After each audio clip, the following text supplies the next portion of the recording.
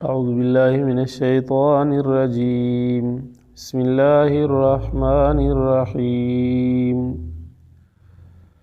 ولوطا إذ قال لقومه إنكم لتأتون الفاحشة ما سبقكم بها من أحد من العالمين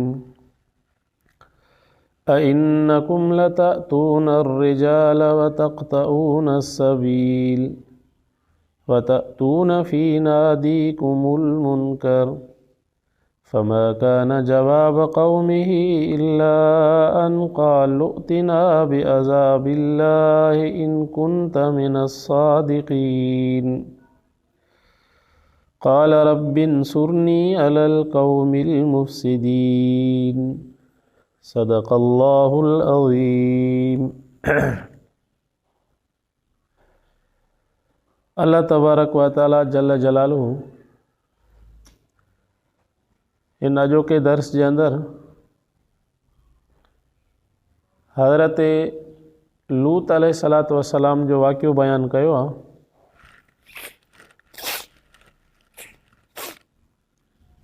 जॾहिं का बि क़ौम अल्लाह ऐं अल्लाह जे रसूल जी नाफ़रमान थी वेंदी आहे,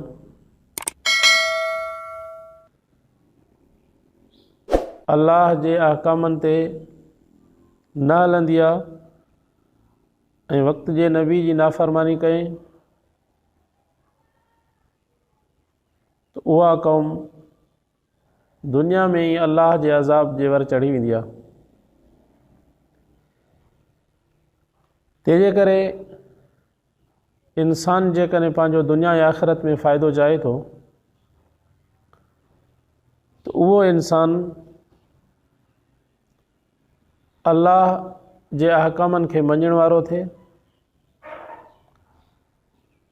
ऐं अंबियाए किरामनि जी ताबेदारी में पंहिंजी ज़िंदगी गुज़ारे ताकि उन इंसान जी दुनिया ऐं आख़िरत वारी ज़िंदगी सुकून सां गुज़रे। तो लूत अलैहिस्सलातु वस्सलाम जी क़ौम भी हज़रत लूत अलैहिस्सलातु वस्सलाम जे चवण न वरितो। हज़रत लूत अलैहिस्सलातु वस्सलाम जो चवण न वरितो, अल्लाह जे अहकामनि ते न हली त अल्लाह तबारक व तआला जो उन्हनि जे मथां अज़ाब आयो। ज़िना जा आदिहा मर्दनि सां हरामकारी करण जा आदि हा त अल्लाह तबारक व तआला हज़रत लूत अलैहिस्सलातु वस्सलाम खे उन्हनि ने मोकिलियो। हज़रत लूत अलैहिस्सलातु वस्सलाम उन्हनि खे तमामु घणो सम्झायो, तमामु घणी तंबीह कयईं, तमामु घणी तबलीग कयईं, लेकिन क़ौम मञण खां इनकार कयो। हालांकि तव्हां असांजी शरीयत जे अंदरि भी अल्लाह रब्बुल आलमीन ज़िना के हराम कयो आहे, बल्कि क़ुरान पाक जे अंदरि आहे मा सबक़कुम बिहा मिन अहदिम मिनल आलमीन। ज़िना हिकिड़ो अहिड़ो जुर्म आहे जो लूत अलैहिस्सलातु वस्सलाम जी क़ौम खां पहिरियां कंहिं बि क़ौम इहो न कयो हो, कंहिं बि क़ौम जे अंदरि इहो अमल न हुयो। लेकिन लूत अलैहिस्सलातु वस्सलाम जी क़ौम जॾहिं इन बुरे फ़ेल में गर्क थी वई त अल्लाह तबारक व तआला जो उन्हनि जे मथां अज़ाब भी आयो। ज़िना जुर्म आहे, तव्हां असांजी शरीयत में भी जुर्म आहे, अॻिन शरीयत में भी जुर्म हुयो। रसूलुल्लाह सल्लल्लाहु अलैहि वसल्लम जी शरीयत मुतहरा जे अंदरि जेकॾहिं को गैर शादीशुदा मर्द हुजे या औरत ज़िना करे थी तो उन जे लाइ शरीयत मोहम्मदी में 100 कोड़ो मुक़ररु आहे, 100 दुरो उनखे हणणो आहे।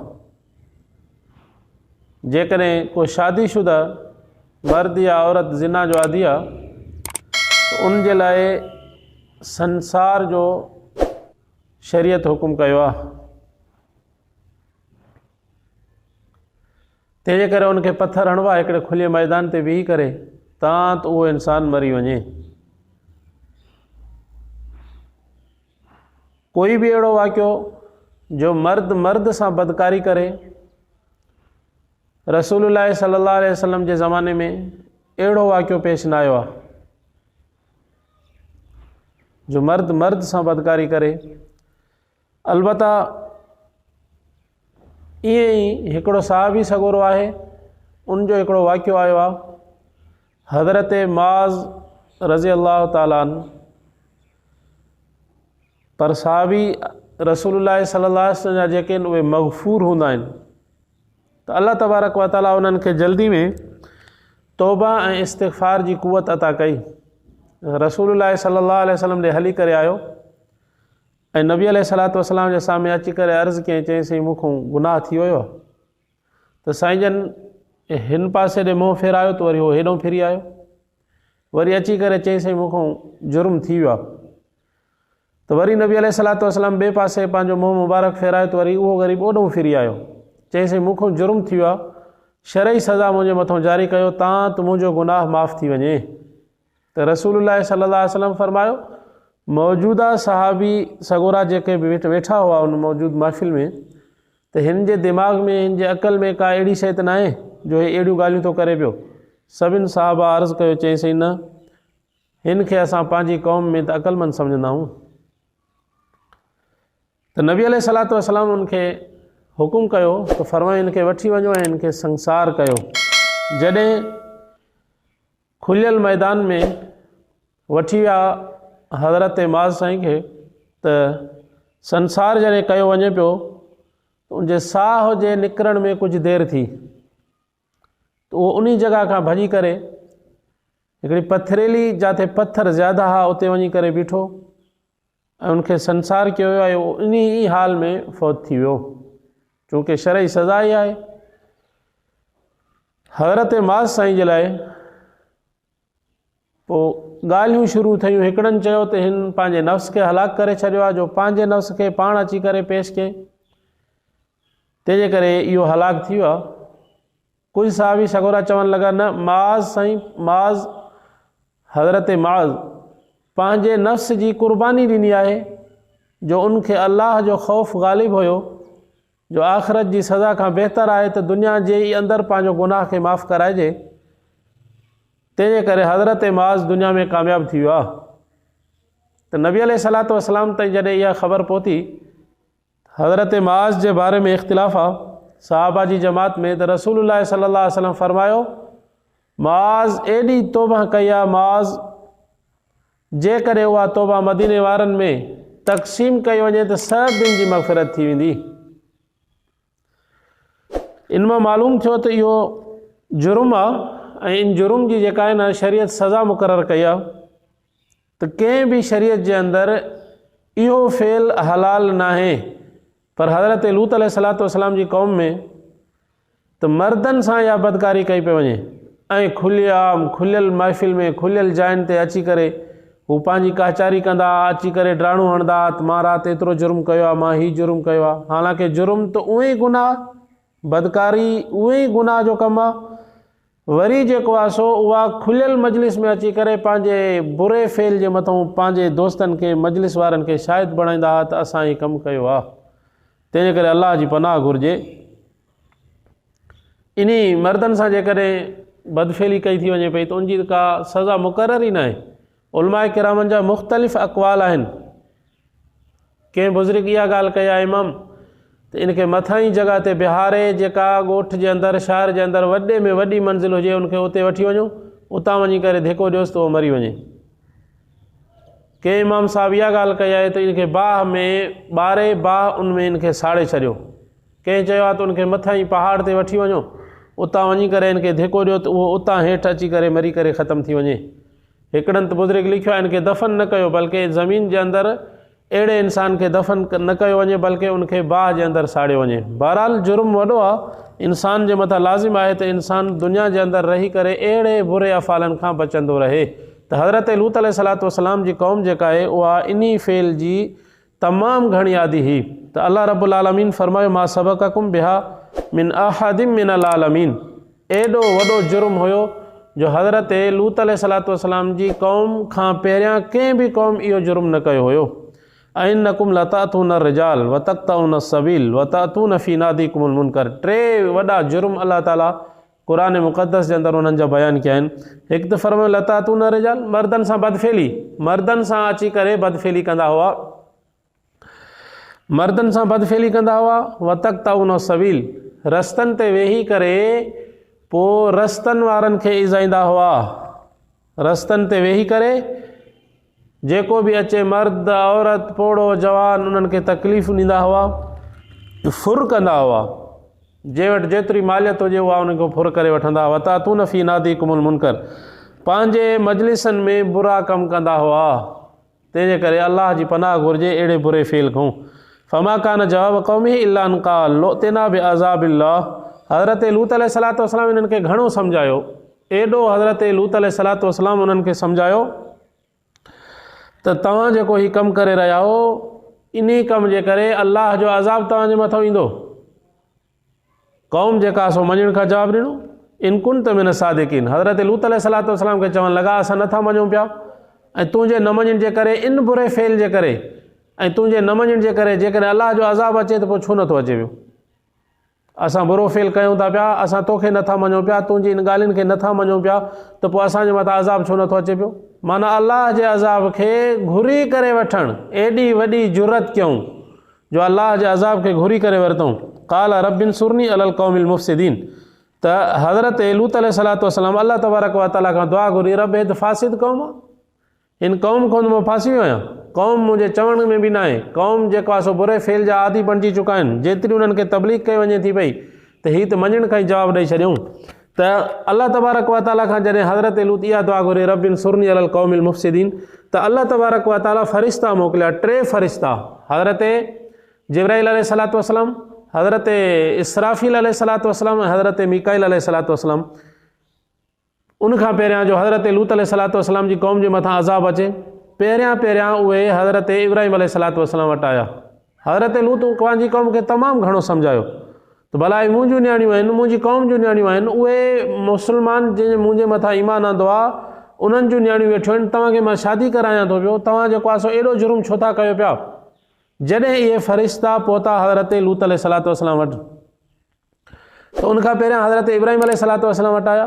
हज़रत इब्राहिम अलैहिस्सलातु वस्सलाम खे ख़ुशख़बरी ॾिनऊं त अल्लाह रब्बुल आलमीन तोखे तुंहिंजी इन उमिरि जे अंदरि ॿार अता कंदो, छोकी हज़रत इब्राहिम अलैहिस्सलातु वस्सलाम जी उमिरि तमामु वॾी थी चुकी। बहरहाल इहो वाक़ियो पंहिंजी जाते अची वेंदो। त हज़रत इब्राहिम अलैहिस्सलातु वस्सलाम खे जॾहिं इहा ॻाल्हि कयूं त असां अञा अॻिते वञूं था पिया, त हज़रत इब्राहिम अलैहिस्सलातु वस्सलाम उन्हनि खां पुछा कई काॾे इरादो आहे, उन्हनि जवाबु ॾिनो त लूत अलैहिस्सलातु वस्सलाम जी क़ौम ते अल्लाह जे तरफ़ खां अज़ाब बणिजी करे असां वञण वारा आहियूं। क़ालू इन्ना मुहलिकू अहल हाज़िहिल क़रया, इहे ॻोठ जेको आहे इन ॻोठ खे असां तबाह कंदासीं, अल्लाह जे अज़ाब जो हुकुम थी चुको आहे, अल्लाह जे अज़ाब जो फ़ैसिलो थी चुको आहे, असांखे हुकुम थी चुको आहे। इन अहलहा कानू ज़ालिमीन, इन जो अहल ॻोठ वारनि जो जेको आहे इहो ज़ुल्म थो करे पियो, तंहिंजे करे असां इन्हनि जे मथां अज़ाब बणिजी करे उते वञूं था पिया। हज़रत लूत इब्राहिम अलैहिस्सलातु वस्सलाम इहा ॻाल्हि कई, इन फ़िया लूत, उते त हज़रत लूत बि रहे थो पियो, उते लूत अलैहिस्सलातु वस्सलाम जे मथां जे ईमान आंदो आहे इन ॻोठ जे अंदरि, त उहे माण्हू बि रहनि था पिया। जेकॾहिं अज़ाब ईंदो त उहे बि त अज़ाब जे वर चढ़ी वेंदा, जीअं तव्हां असां चवंदा आहियूं त भई सुकनि जे बजा सावा बि सड़ी वेंदा आहिनि। त हज़रत इब्राहिम अलैहिस्सलातु वस्सलाम बि उन्हनि सां इहा ई ॻाल्हि कई त इन ॻोठ जे अंदरि इहे ज़ालिम रहनि था, इन्हनि ज़ालिमनि सां गॾु त ईमान वारा बि रहनि था, हज़रत लूत अलैहिस्सलातु वस्सलाम बि रहे थो, तंहिंजे करे अज़ाब कीअं ईंदो, कीअं तव्हां हुननि जे मथां अज़ाब कंदो। हुननि जवाबु ॾिनो नहनु आलम बेमन फ़िया, असांखे अल्लाह तबारक व तआला जी तरफ़ खां इहो इल्मु अता थी चुको आहे त हज़रत लूत बि इन ॻोठ में रहे थो पियो, ईमानदार माण्हू बि इन ॻोठ में रहनि था पिया, तंहिंजे करे असां अॻु में ई उन्हनि खां हिजरत कराईंदासीं, उहे उन ॻोठ खां निकिरी वेंदा, पोइ अल्लाह जो अज़ाब उन्हनि जे मथां ईंदो। इहे टे जवान जॾहिं फ़रिश्ता हज़रत जिब्राईल जी क़यादत में जॾहिं उते पहुता त उहे ई छोकिरा जेके उन ॻोठ जे अंदरि इन बदफेली जा आदि हा त हज़रत लूत जे घर जे ॿाहिरियां पहुची विया। हज़रत लूत अलैहिस्सलातु वस्सलाम तमामु घणो परेशान थियो त हाणे छा थिए। हज़रत लूत अलैहिस्सलाम पहिरें ई मुलाक़ात जे अंदरि इहो त सुञाणे न सघियो हे को जिब्राईल अलैहिस्सलाम आहे, हीउ इसराफ़ील आहे, हीउ मीकाईल आहे। हज़रत लूत अलैहिस्सलातु वस्सलाम इहो सुञाणे न सघियो, न जो सुञाणे सघियो त छोकिरा आया, परेशान थियो। हज़रत लूत अलैहिस्सलातु वस्सलाम उन्हनि खे घणो सम्झायो, बाबा ही मुंहिंजा महिमान आहिनि, महिमाननि जे बारे में मूंखे रुसवा न कयो, अचो मां तव्हांखे शादी करायां थो पियो, मां पंहिंजे क़ौम यानी मुस्लमान जे ईमान आंदो आहे उन जूं न्याणियूं वेठियूं आहिनि, उन्हनि सां तव्हांखे शादी करायां थो पियो, तंहिंजे करे तव्हां मुंहिंजे महिमाननि जे बारे में मूंखे तकलीफ़ न ॾियो। त उहे छोकिरा मञण वारा ई न हुया। हज़रत जिब्राइल अलैहिस्सलाम जॾहिं ॾिठो हज़रत लूत खे परेशान आहे, त हज़रत लूत अलैहिस्सलाम उथी करे चई त परेशान आई, ग़मगीन थी वियो आहे, चई त छोकिरनि परेशान कयो आहे, अव्हां जे बारे में मूंखे परेशान कयो अथऊं। त हज़रत जिब्राइल अलैहिस्सलाम हज़रत लूत अलैहिस्सलाम खे चयो, तूं परेशान न थी, असां इंसान न आहियूं, मां जिब्राइल आहे, मीकाइल आहे, इसराफील आहे, अलाह जे तरफ़ खां अज़ाब बणिजी करे तुंहिंजी क़ौम जे मथां आया आहियूं, तंहिंजे करे तूं ऐं तुंहिंजा जेके ईमानदार आहिनि उहे हिन ॻोठ खां निकिरी वञो, त पोइ अलाह जे तरफ़ खां इन्हनि ते अज़ाब ईंदो। लनुनज्जियन्नहु व अहलहु, हज़रत लूत अलैहिस्सलाम खे बि अलाह ताला निजात ॾिनी ऐं उनजे अहल याने जंहिं ईमान आंदो हज़रत लूत अलैहिस्सलाम जे मथां उन्हनि खे बि अलाह तबारक व तआला निजात अता कई। जॾहिं हज़रत लूत पंहिंजी क़ौम खे वठी करे यानी ईमान वारनि खे वठी करे उतां निकितो, त हज़रत लूत अलैहिस्सलाम जी जेका घरवारी उहा उन्हनि जे फेल ते राज़ी हूंदी।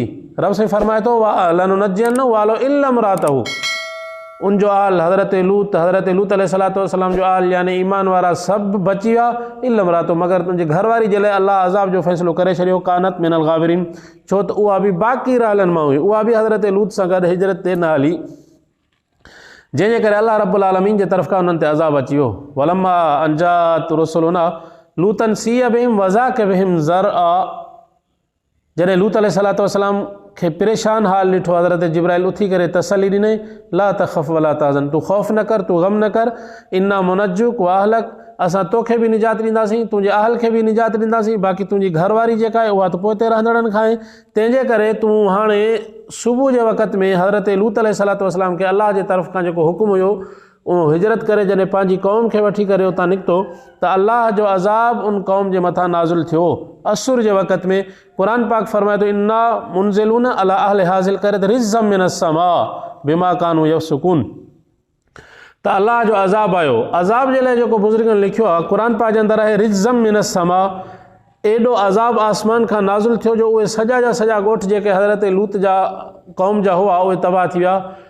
जिब्राइल अलैहिस्सलाम दाह कई, को आवाज़ो आयो या अहिड़ो को आवाज़ो हुयो, उन आवाज़े जे अंदरि पत्थर वसणु शुरू थी विया आसमान खां, उन क़ौम जे मथां पत्थरनि जो आवाज़ आयो। पत्थरनि जो जॾहिं आवाज़ आयो त उहे सॼा जा सॼा पत्थर नाज़ुल थिया, मींहं वांगुरु वसणु शुरू थी विया, आवाज़ो दर्दनाक हो, माण्हुनि जा हां फाटी पिया। सुबुह सां जॾहिं उन क़ौम जो हाल ॾिठो वियो त उहो हाल अहिड़ो हुयो जो क़ौम पंहिंजे मुंहुं भर पई, कोई बि इंसान ज़िंदा न हुयो। हिकिड़े लिखियो आहे त जिब्राइल अलैहिस्सलाम उनखे पंहिंजे पर ते मथे खणी करे हीअं हेठि करे जेको आहे न उबतो करे फिटो कयूं, त मथां वरी पत्थरनि जो जॾहिं मींहुं वसो त उन्हनि जो नालो निशानी ख़तमु थी वियो, उहे ॻोठ ई तबाह थी विया। तंहिंजे करे अदा इहो जुर्म आहे, अहिड़ो जुर्म आहे जो अलाह तबारक व तआला माफ़ नथो करे पियो। ख़ालिसतन अलाह जे हक़ में तजावुज़ात करणा आहिनि, ख़ालिसतन अलाह जा हक़ गसब करणा आहिनि। रब से फरमाए थो, वलक़द तरकना मिनहा आयतम बय्यिनतन लिक़ौमी याक़िलून, इहे आयात, इहे निशानियूं, इहे अज़ाब ॾिसी करे अक़लमंद इंसान इहो सम्झे त मुजरिम इंसान कॾहिं बि दुनिया जे अंदरि अज़ाब अलाह जेखां बची नथो सघे पियो। तंहिंजे करे अक़लमंद इंसान जे मथां लाज़िम आहे त अलाह जे इन नाज़ुल कयल अहकामनि मां इंसान इबरत हासिल करे, पाण बि गुनाह खां बचे, ॿिन्हिनि खे बि गुनाह खां बचाइण, ॿिन्हिनि खे बि तबलीग करे, जेके ॾिसे त भई जुर्म जिथे थी रहियो आहे उनखे तबलीग करे अलाह जे अज़ाब खां बचाए। दुआ कयो अलाह तबारक व तआला तव्हां ऐं असांखे दुनिया ऐं आख़िरत में पंहिंजे अज़ाब खां महफ़ूज़ रखे।